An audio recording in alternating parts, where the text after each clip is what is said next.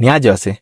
Once upon a time, Kenya ruled the world's pyrethrum market, supplying 90% of the global demand up until the 90s, bringing in 20 billion Kenya shillings in foreign exchange annually, which is 3 times the GDP of the nation of Tuvalu. Today, we supply less than 2% of the global market.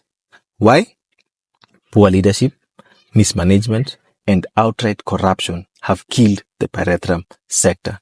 And yet, this year, the government plans to inject 450 million Kenya shillings into this sinking ship.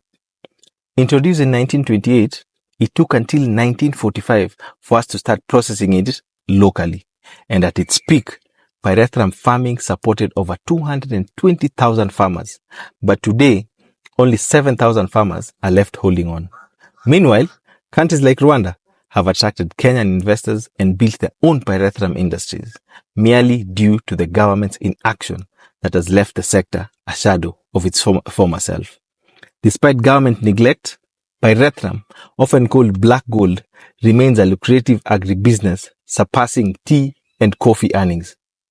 And this is due to the global shift from synthetic to natural pesticides that has resulted in the increase on the demand for Kenya's eco-friendly pyrethrum. In fact, major markets in Europe and the Americas crave our pyrethrum and consume over 80% of it. Yet, Kenya made a dismal 72 million Kenya shillings last year, with a potential of making upwards of 9 billion Kenya shillings.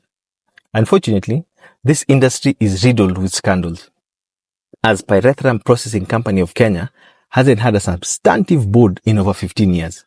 Workers' pensions haven't been paid, leaving over 300 people without pension for more than 12 years, totaling to around 2.5 billion Kenya shillings.